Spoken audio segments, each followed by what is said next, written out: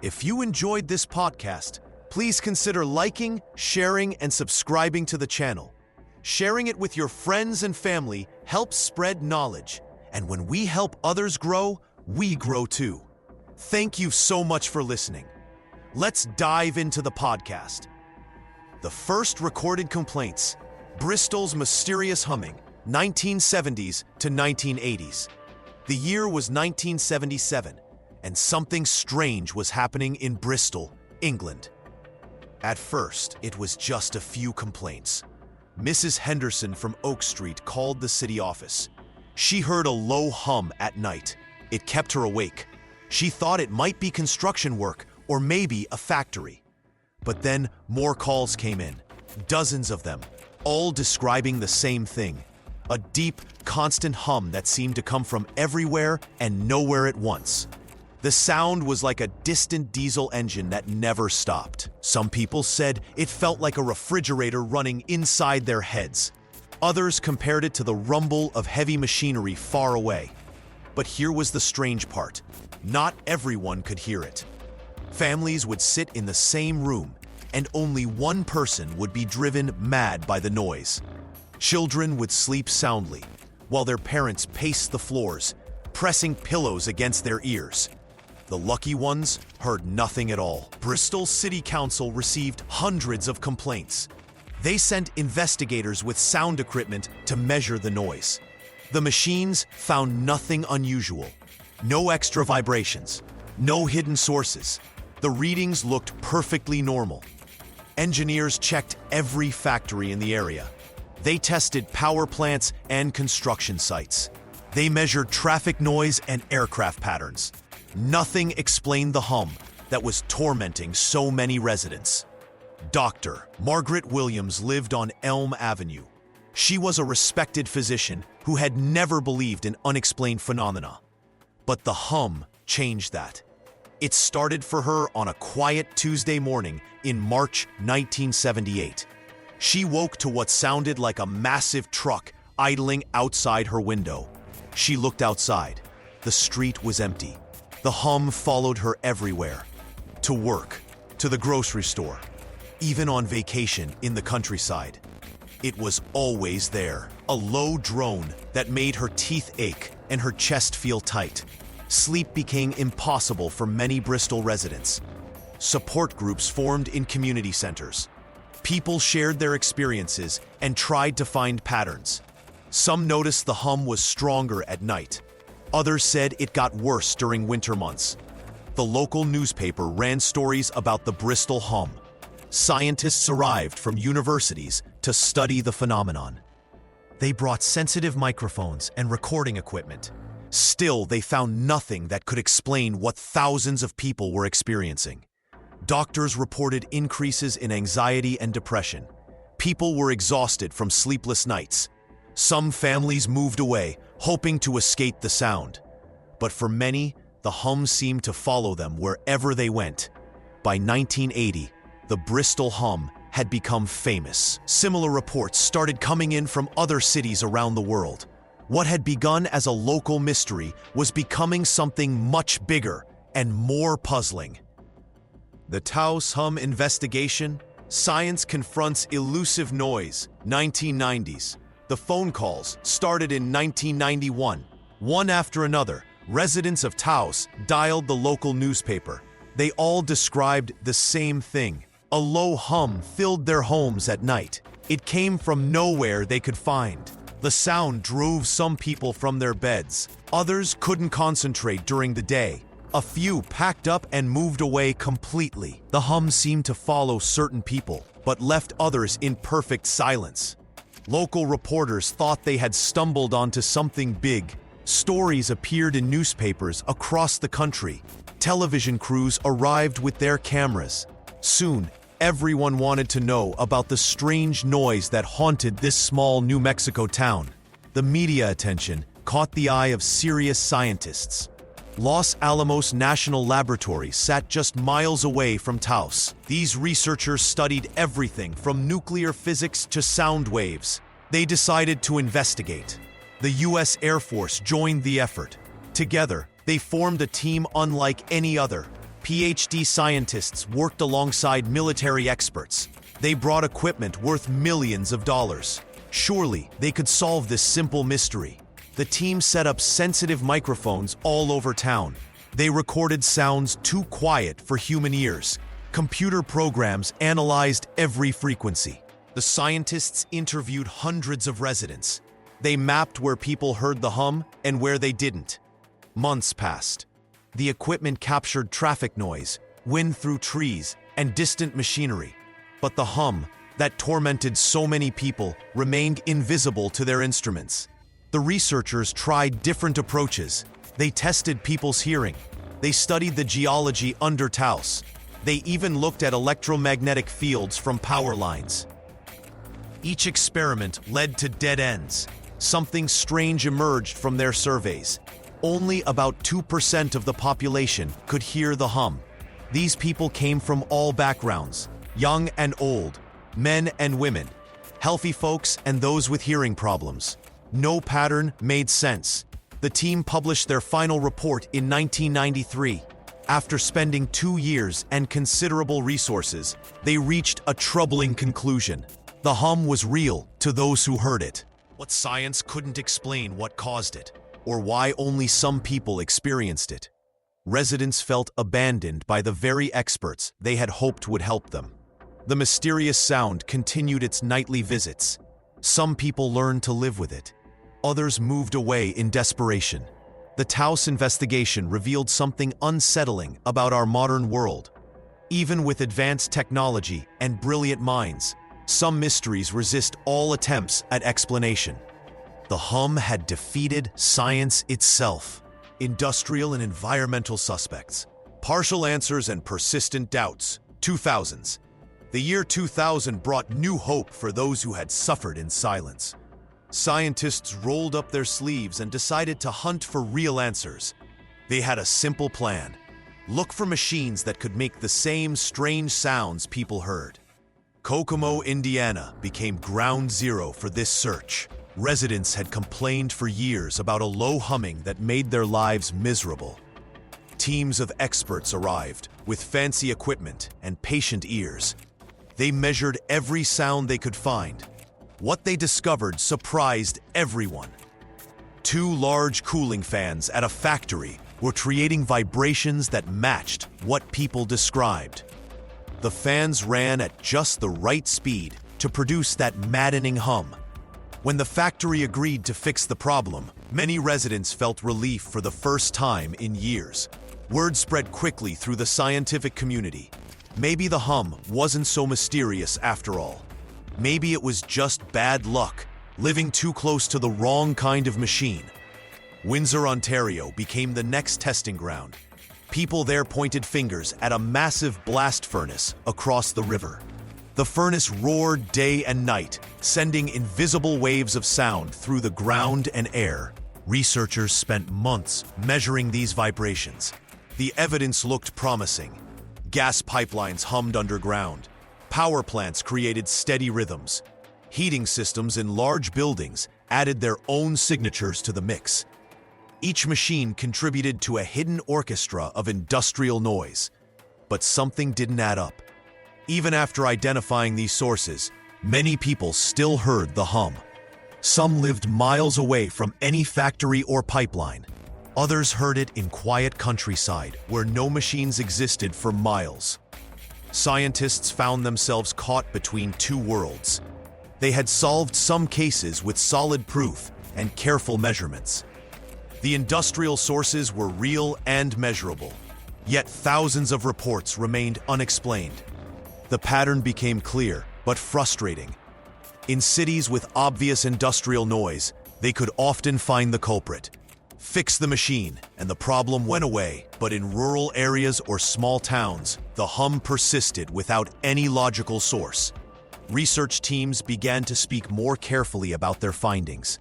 They would say things like partial explanation and contributing factors.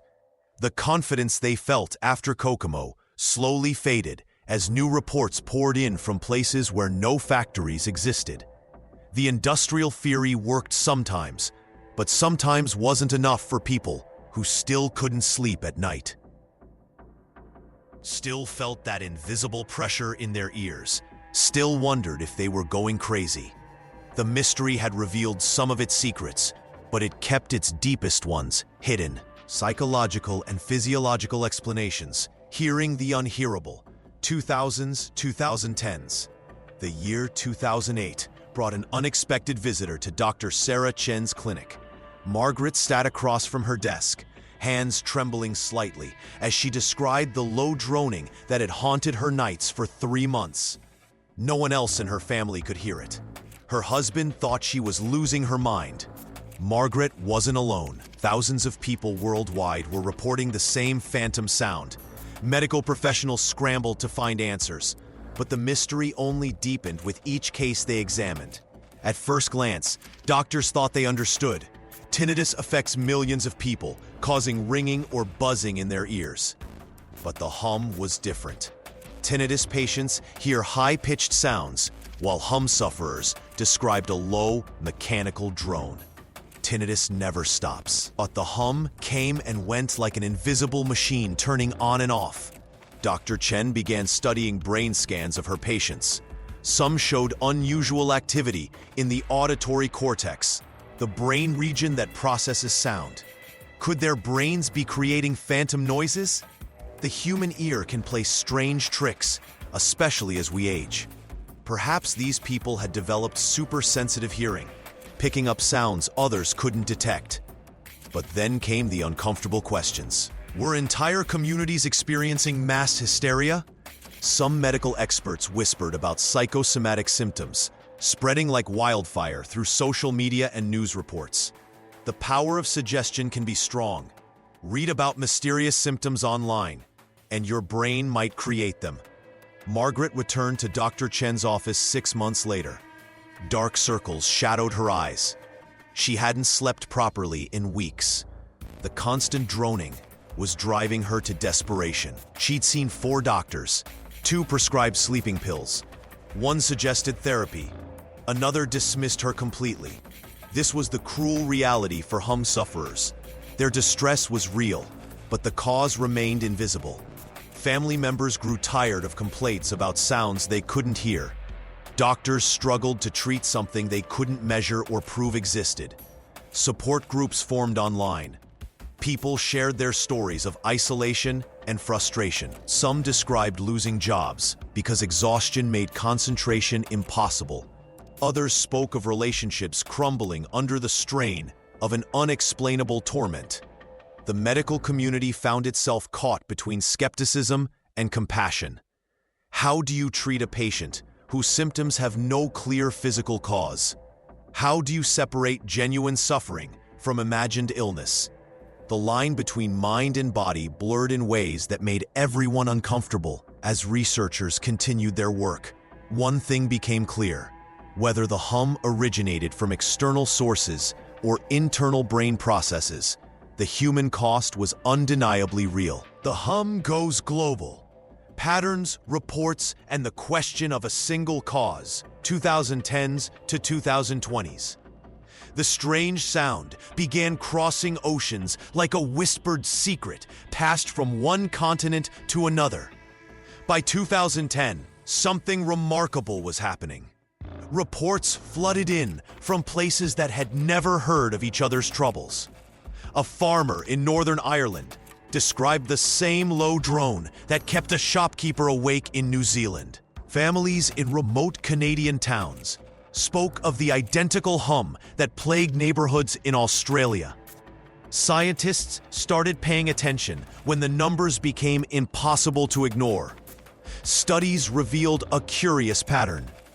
Only about 2 people out of every 100 could hear it. The chosen few, as some called them, weren't random. They clustered together in specific areas, creating invisible maps of sound that defied explanation. Dr. Sarah Chen, an acoustic researcher, spent 3 years chasing the sound across continents. Her equipment could barely detect what these people described as painfully obvious. The frequencies hovered at the very edge of human hearing, somewhere between 30 and 80 hertz. But here was the puzzle that kept her awake at night. The sound seemed to shift and change, never quite the same from one location to another. In Belfast, residents reported a steady throb that peaked around midnight.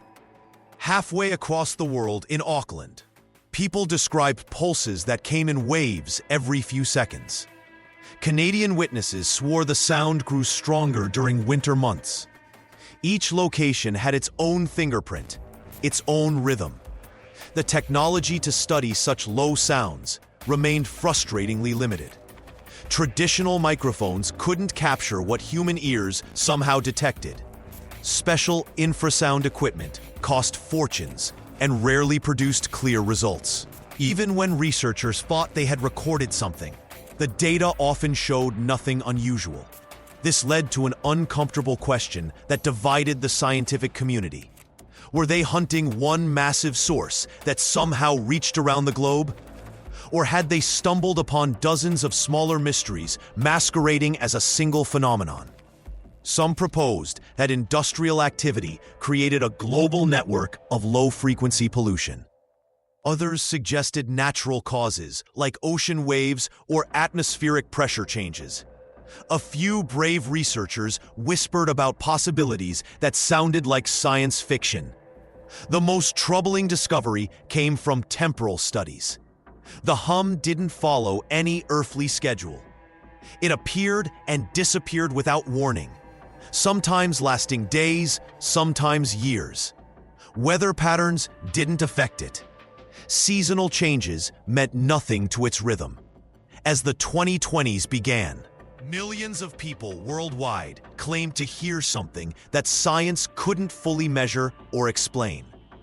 The sound had become truly global, yet remained as mysterious as ever. Each new report added another piece to a puzzle that seemed to grow larger rather than clearer with every solution attempted. Controversies and conspiracies, from HAARP to mind control allegations, deep in the quiet corners of the internet, whispers grow louder. People who hear the hum gather in online spaces, sharing stories that sound like science fiction. But to them, these stories feel desperately real. A man in Colorado posts at 3 a.m. He describes a low tone that started after a military base expanded nearby. Soon, others reply with similar tales. They point fingers at something called HAARP, a research facility in Alaska that studies the atmosphere using powerful radio waves. The theories spread like wildfire through forums and social media groups. Some believe the hum comes from secret government tests.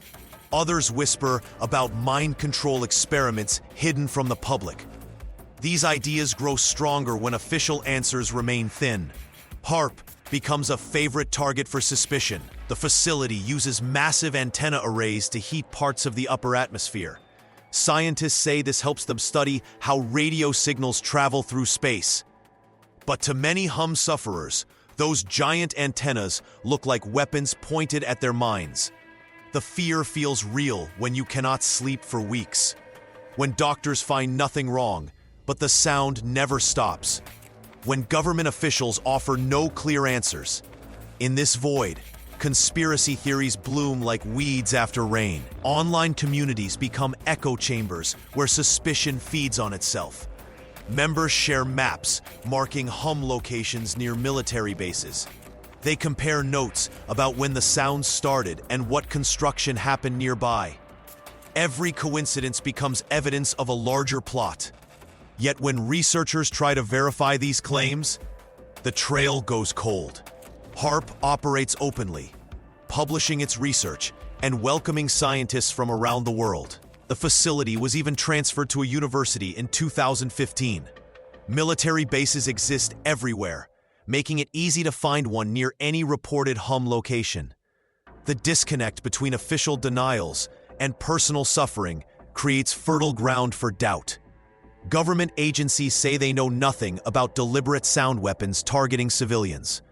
Scientists find no evidence linking research facilities to widespread mysterious noises. But for someone lying awake at 2 a.m. with a droning sound in their ears, These denials ring hollow. Social media amplifies every theory and connects isolated sufferers into worried communities. A single post about submarine communication systems can spiral into elaborate theories about underwater mind control. Real military research on non-lethal weapons gets twisted into stories of mass psychological warfare. The pattern repeats endlessly. Unexplained phenomena meet official silence, breeding suspicion that grows in digital darkness.